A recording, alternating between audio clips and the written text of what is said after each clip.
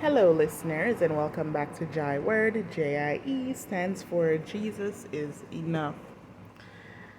I had something on my mind and I just wanted to discuss it with you guys.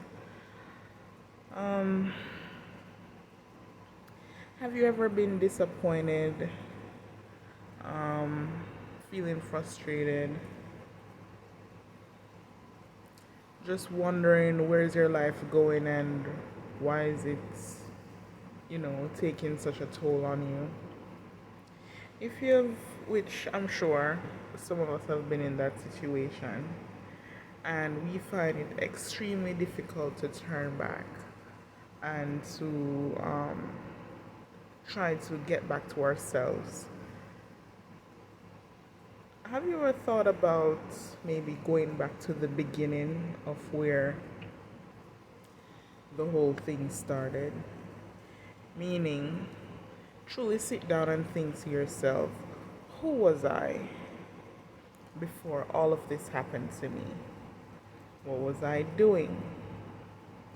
Because oftentimes when we get embarrassed, um, disappointed, whenever we feel sad, we tend to forget that before all of the mishaps that we were living, we were okay, we were actually looking forward to things in life.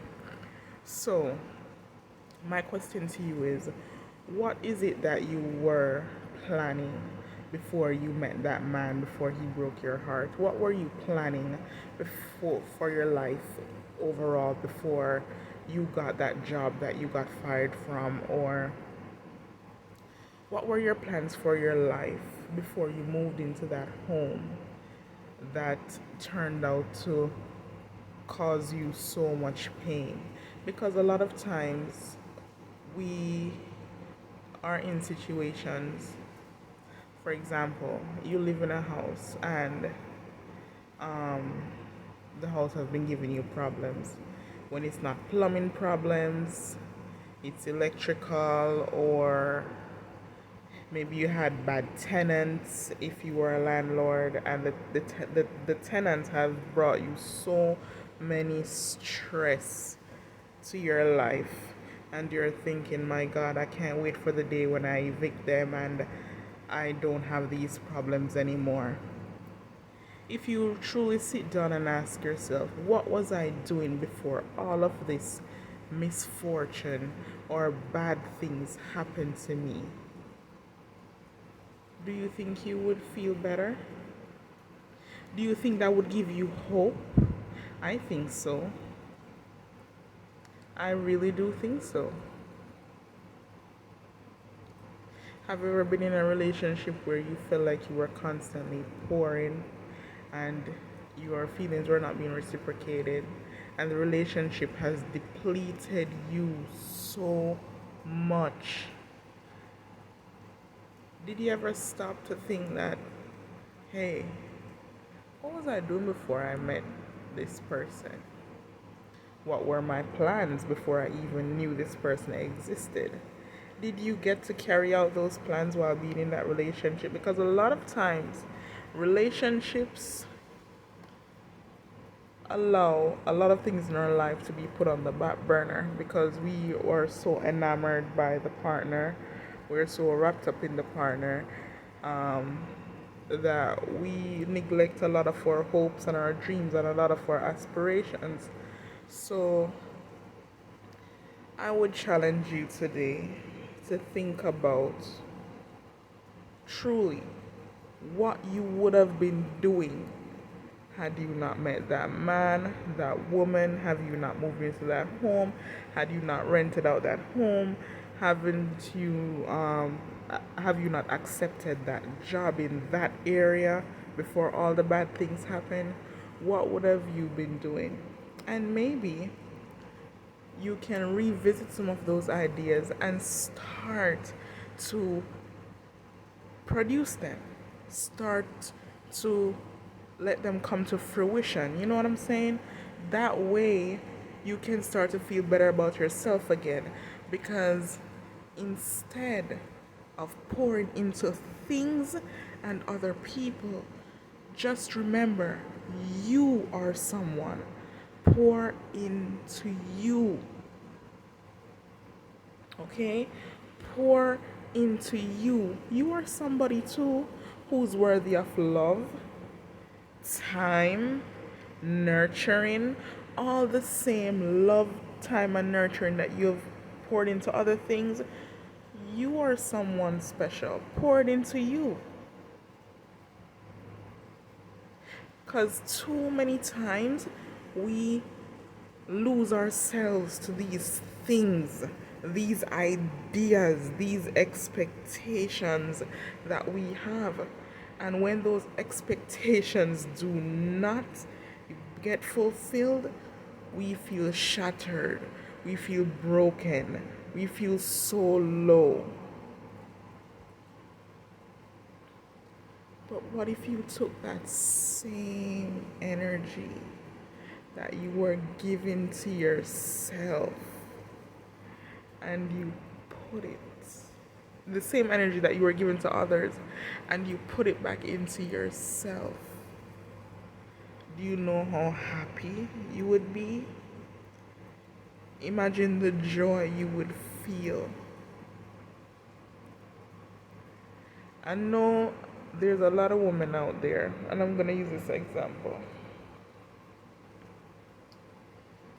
There's a lot of women out there have children. And they meet a man. If them and their baby father have been separated, they have children, they meet a man, and they pour into the man. I'm telling you, things that they would not have been doing for themselves, they're doing it for their man. I'm telling you, like booking their man a spa day, they're paying their man's car note. The man will come and tell them all these grandiose ideas that he has. Oh baby, I want to start a rental business. Can you help me buy some cars? Neglecting that dream she had of opening a hair salon. She goes, she takes out lines of credit, loans, whatever she has to do to help that man fulfill fulfill his dream, because she wants to make him happy. She's just so happy to have a man that she goes ahead, puts herself in debt for somebody else. And all the time before the man came around, she wanted to open that hair salon, but she never wanted to put herself in debt for it because she was scared. Oh, I don't want to put myself in debt. What if the business fails and I don't get to, I can't repay the loan? But when a man comes around and says the right things at the right time, she breaks all of her rules. I'm telling you, like straight up, just lets everything go and take out all them credit cards, everything, just to fund his dream. And then one day the man gets up and says, I got money now, I can get whoever I want. Yeah, who I'm with is fine and everything, but and maybe I can have a little something on the side. He goes ahead, starts dating on the side. Maybe he likes the side a lot, so the side slowly becomes the main, and then he pushes the main one out. And not every man does this, but we're just talking about a very common scenario in today's world, right? Side becomes the main. The one who helped him start the business in the first place feels betrayed, feels beaten down, burdened down, left on the ground to pick up the pieces. And guess what? That money that she put into that man could have been put into her. Are you hearing me? that money that she put into that man could have been put into herself. Her hair business could have been thriving.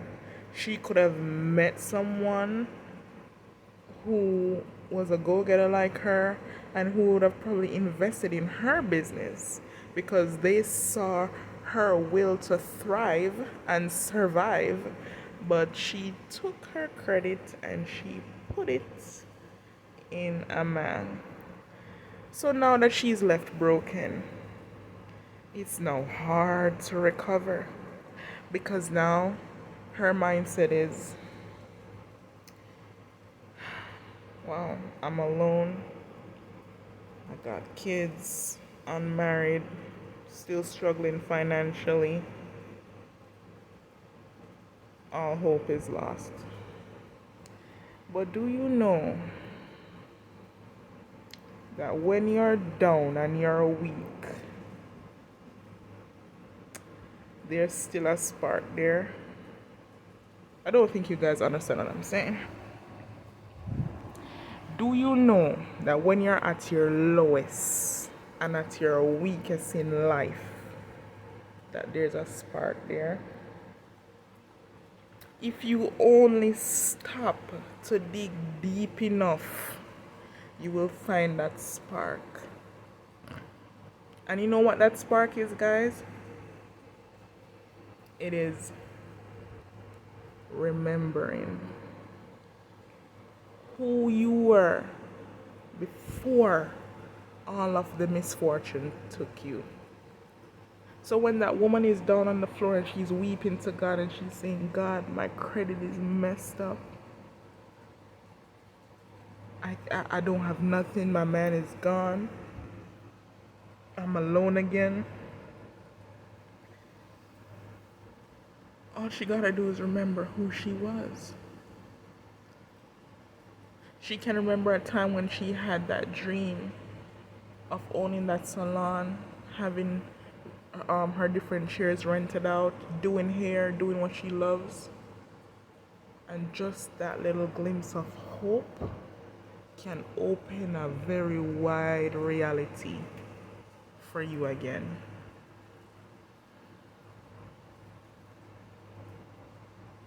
Just that little glimpse of hope can open a very wide reality for you again. And I'm going to speak to my woman because I'm a woman. Because I'm a woman. Then, no matter what it is that you're going through, no matter what it looks like right now,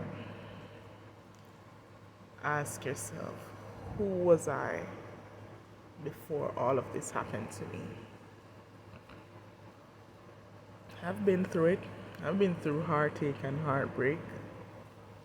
And all of the things that excited me. I remember before I got into a serious relationship some years ago, I was at a point in my life where I said, I'm gonna travel and first I'm gonna take on the United States, honey. I'm gonna get to know all the states, and then after the United States I wanna go to a place like Spain and Rome, and I wanna go to all of the islands, and I had my little business, I was working, and I said, I'm gonna let this happen. I'm gonna make this happen. So you know what I did? I planned a trip to Arizona, right? I planned a trip to Arizona, and I started working out every evening because I'm like, oh, I want to look good on vacation. So I went to this abandoned parking lot near my condo, and I used to just walk, like brisk walking, you know what I'm saying? And I used to walk laps on laps on laps on laps. When I'm done, I'm sweating. You know what I'm saying? Every evening I go and I would just work out. Just work out. I'm saying, yeah, I'm doing something for me. It's going to make me feel good.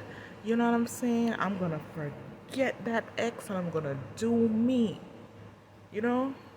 So I'm there, I'm working out. I'm doing what I gotta do, because I'd go to work in the morning, then in the evening I would work out. I was feeling real good. I was feeling real productive because I'm like, yeah, this is what I want. Shortly after that, I met someone. I was still working out when I met them, because the first part is never that serious. Like, you're talking to them, but you're still in your routine. You know what I'm saying?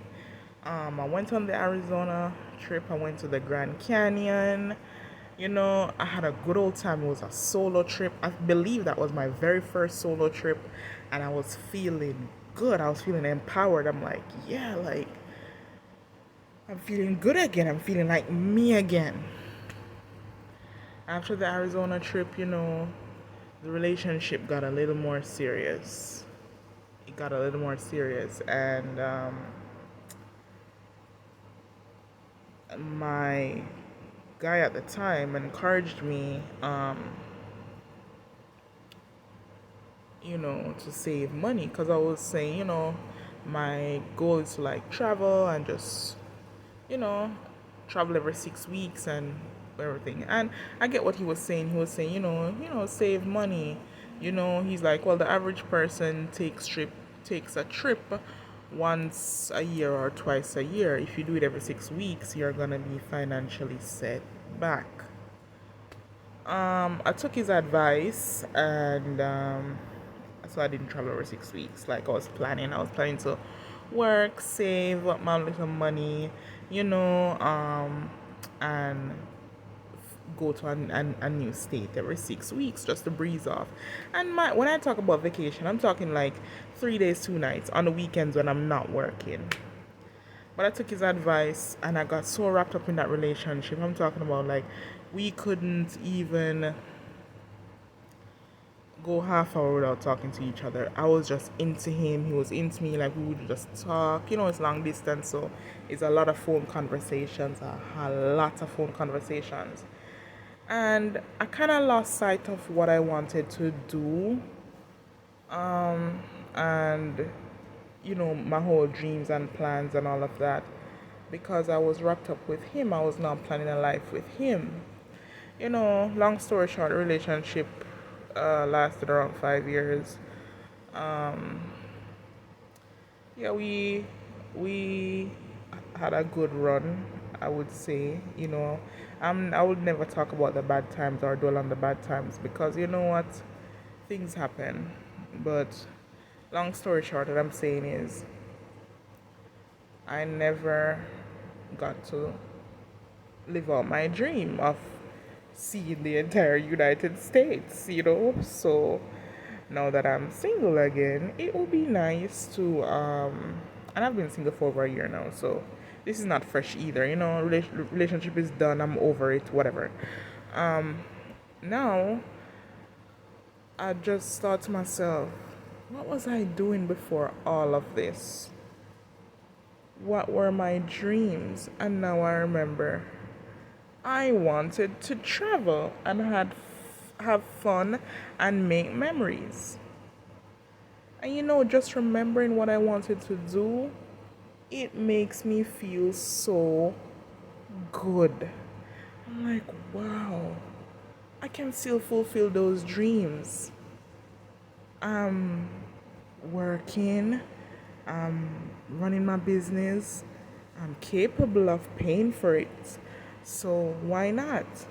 And the hope that it gives me, and the joy that it gives me in my heart to do this,